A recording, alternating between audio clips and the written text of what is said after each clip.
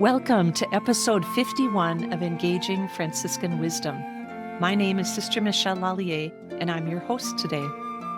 I'm delighted to introduce our guest, Sister Callista Robinson, for a conversation about culture and Franciscan spirituality. Welcome, Sister Callista. Well, thank you very much. I'm so glad to be here. Oh, it's really great to have you. It's a blessing to have you on this podcast. We're sisters from the same religious community, the Franciscan Sisters of Little Falls, Minnesota. You come to us from Milwaukee, Wisconsin, to share rich experiences and perspectives. I've always appreciated our conversations, and I'm grateful, deeply grateful for your yes to being interviewed. You come from Chicago originally, where you were taught by the School Sisters of St. Francis in elementary school, and you went on to Loretto Academy for high school. What impact did your being educated in Catholic schools have on you? Well, I was very much aware of my Catholic faith, especially appreciating the Mass and receiving the Eucharist. That stayed with me. And as I was talking to my friends who were not Catholic, Mhm. I realized that I had something that they did not have. Mm. And it was something that stayed with me. And I was hoping that maybe they would experience our Catholic faith. And also, I was very much aware of the fact that education was so important, religious education and the academic part of education was very important. And culture was very important in the fact that I was taught also by the Sisters of the Blessed Sacrament, who were founded by St. Catherine Drexel. Mhm. And I also noted that they were founded the same year that the Franciscan Sisters of Little Falls, Minnesota was founded, 1891. I just found that out. Oh my gosh, So isn't we that share lovely? something in Yeah, common. yeah. And you know what I'm wondering, Sister Callista, that when we do the show notes that are reference, we can put some of those references in for people to learn more about it. Then also, the Sisters of the Blessed Sacrament, their mission was to evangelize and educate Native Americans and African Americans. And they really stayed true to that mission. Mm. Mhm, mhm. So were they in, how did you get taught by them? Were they at one of the schools there for high school or elementary, or how did you meet them?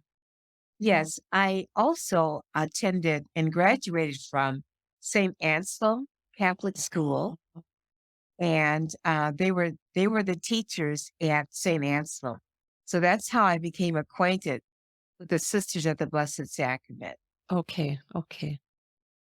Thank you for making those connections because it sounds like it gave you a really solid foundation in your faith and in your culture. Yes, it did. Oh, beautiful, beautiful. So while you were in high school, as I understand it, together with two friends, you were all considering joining religious life or becoming religious sisters. Michaelina had a Carmelite priest for a spiritual director, and again, he helped you, the three of you, in this regard. Can you tell us about what happened and where it led you?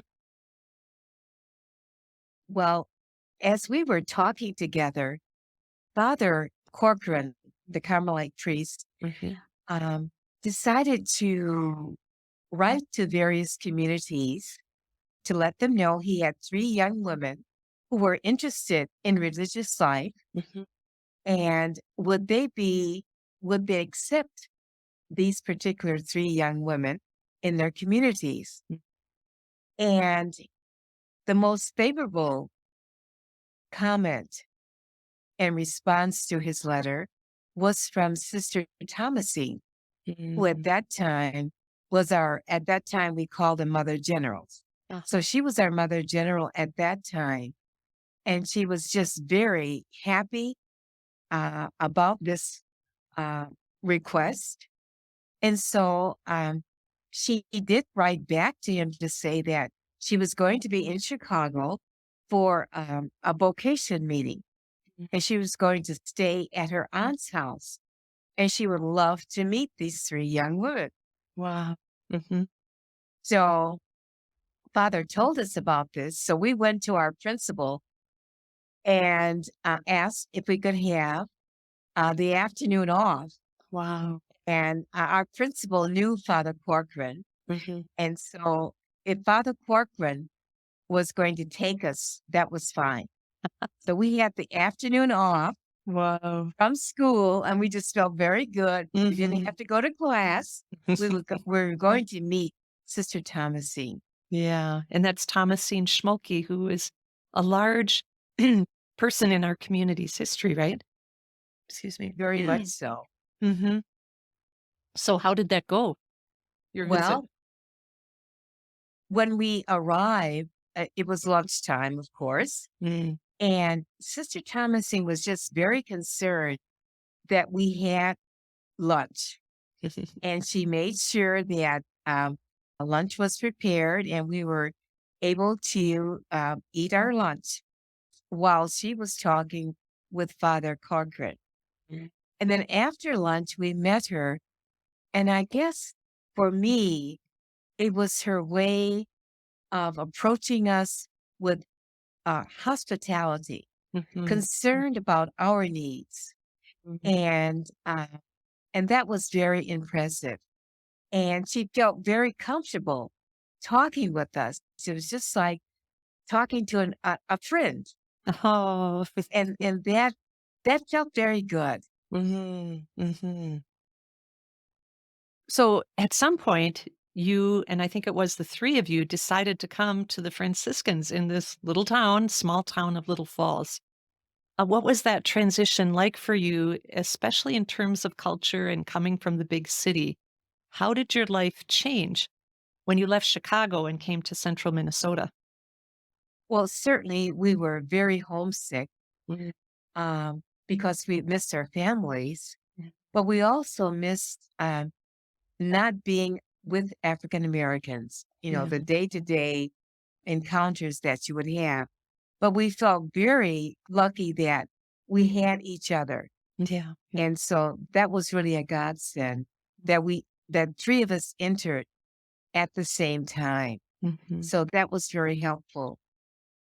For me, certainly missing our families, which everyone at that, whenever you enter something that's different, you certainly will miss your families, especially at that age. We just had graduated from high school.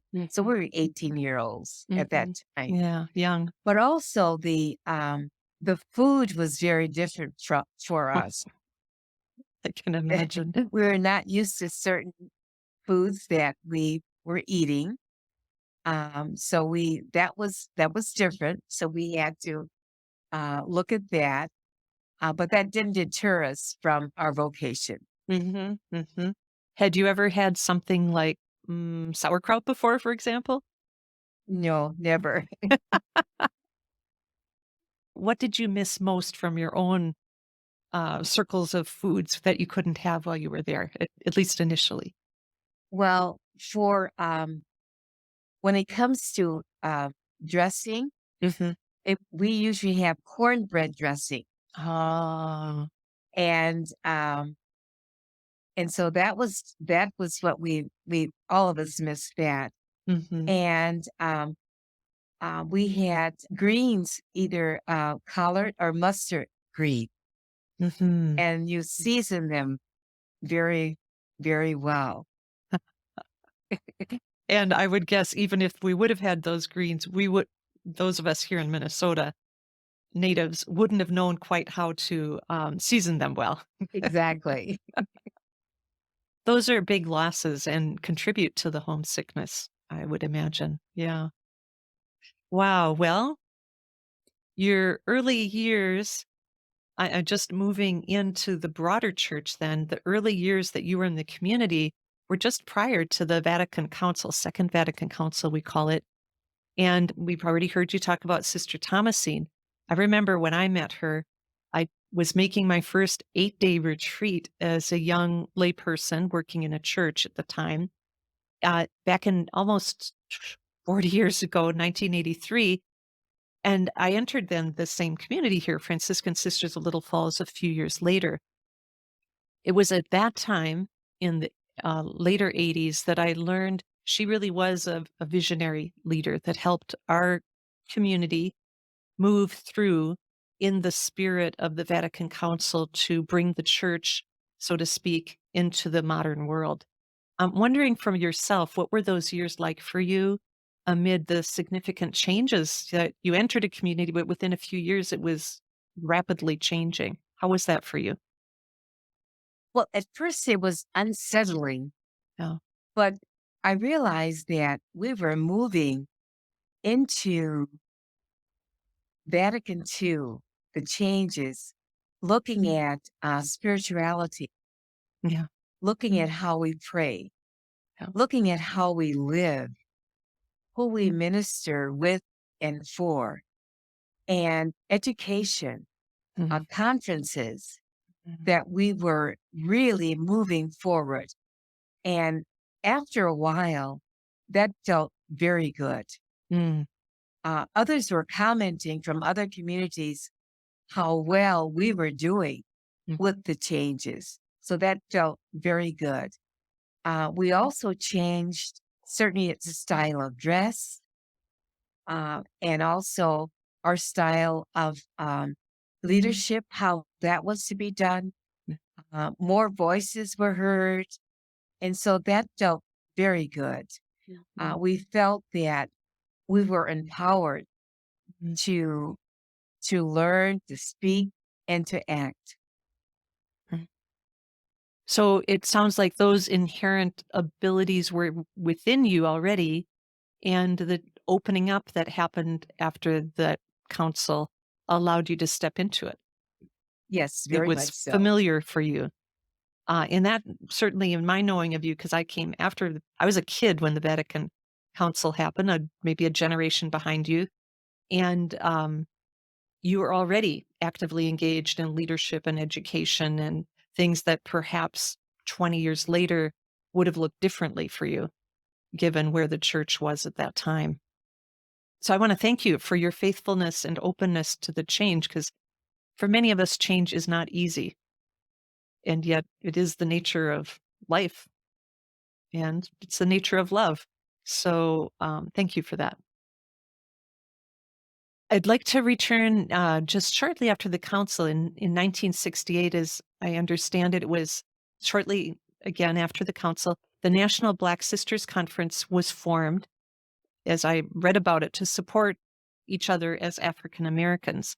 And you were a founding member, and you've been active over all of these years, having quite recently served as the president of the conference. How has the conference evolved and what has it meant to you, or what do you see it has brought to the church and the world? Well, first of all, it still serves as a support group to other African American sisters. Mhm. We meet once a year and we certainly have an agenda. But one important factor on the agenda is that we're able to share how the year went, what we would like to see happen, and just to be with one another. Our work gets done, certainly, at the conference. Mhm. But we have moved forward in, to the degree that we're collaborating with other organizations, especially LCWR, Mhm. in writing statements. We wrote a statement with the LCWR after the death of George Floyd. Yeah. So that came out. And also, we were collaborating with the Center for Consecrated Religious Mhm. at TTU, Mhm. Chicago Theological Union. And we had several kinds of conferences that others uh, could view on Zoom, Mhm. live on Zoom. And so that was a great collaboration. Mhm. So we're looking at organizations to collaborate with just recently now, Network, we're collaborating with Mm, them. mhm. So we're moving to more of a national level so that what we do will be uh, greater, well, greater known among the public. Right, and as I listen to you, you would bring in your conference a particular cultural lens and perspective that's important to be heard in these larger circles. You mentioned LCWR, and for those that are listening in that may not be familiar with that acronym, it stands for Leadership Conference of Women Religious, which has been growing in its capacity to be more faithfully intercultural or inclusive in its understanding that various cultures bring tremendous gifts to living the gospel, to living a life of faith. And so I'm delighted. It tickles my little funny bone. That's not maybe the best way to say it, but I'm happy to hear that you're more integrally connected with these various national organizations as colleagues and collaborators and partners in a larger mission. So thank you for the um, willingness from within your conference to step out and contribute and be contributed to in exchange. It's a lovely witness. I just want to add one more insight into this collaboration. Mhm. There are very few African Americans who are in leadership in their communities. So you don't have a lot of that voice at the table at Mm, LCWR. mhm, But what the collaboration has led to is to invite the board members of NBSC, and also I think the Spanish group also to do the same, so that you have more people at LCWR in the small group discussion and so on, so that the voices will be heard that way also. mhm. So I think that collaboration is very good, Yes. and I hope that continues. Yeah. Yeah. Thank you for putting a little more kind of specificity or flesh on it to understand what it looks like. Yeah. Beautiful. Thanks. Uh, to return to your own life as a religious over the years, your whole life has been dedicated to service. In addition to having been a teacher and a principal over many years, you now assist, I'm coming to the current time, in administrating the Adult Learning Center at St. Francis of Assisi Parish there in Milwaukee, and you coordinate the Brother Booker Ash Lay Ministry Program for African American Catholics. How how does the Learning Center and the Lay Ministry Program address culture or support the enculturation in today's church or society? How do you see that happening? Uh, I'd just like to clarify that the Mhm. Adult Learning Center is a GED program. Ah, good. And so the majority of our students are African American, Mm, the majority. mhm, And so um, I'm the assistant administrator at the Adult Learning Center. mhm, And we moved recently to a new location. We're mhm. not at St. Francis Parish now. Okay. And so we're in a new location. And because of COVID, we're limited to the number of students that can come in person. Mm, But the online classes are doing very well. mm, And so, because of these are adults who are working and who have other various responsibilities, mm, raising their families, and it's very difficult for them to come every day, but mhm, they're making the best of it. Their child is sick. There is no babysitter. They mhm, stay home with their child and not go to work because their mhm, child is sick. So they have a lot of obstacles mhm, to getting their GED, but we work with them. mhm. under these circumstances. Mm. And so to see them having all this and working to get their GED is just very moving. And we have graduates. Mhm. We didn't have graduates for the fall semester, but the spring semester we will because they have to pass 6 tests in order to obtain their GED. Huh. Now, when it comes to culture, we do um, Black History Month. Mhm, mm, We ask the students, we have a theme, and so the students will either say a prayer, read a poem, or a skit, something along with whatever that theme is. mhm, So culture is within the Adult Learning Center to mm, honor that culture because the majority of the students are African American. mhm, mm, mm. And how healthy that is that our learning is integrated with the roots of who we are and how we are in the world.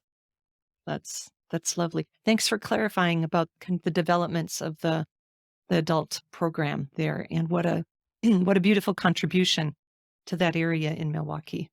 So, how Now about the mhm, yeah.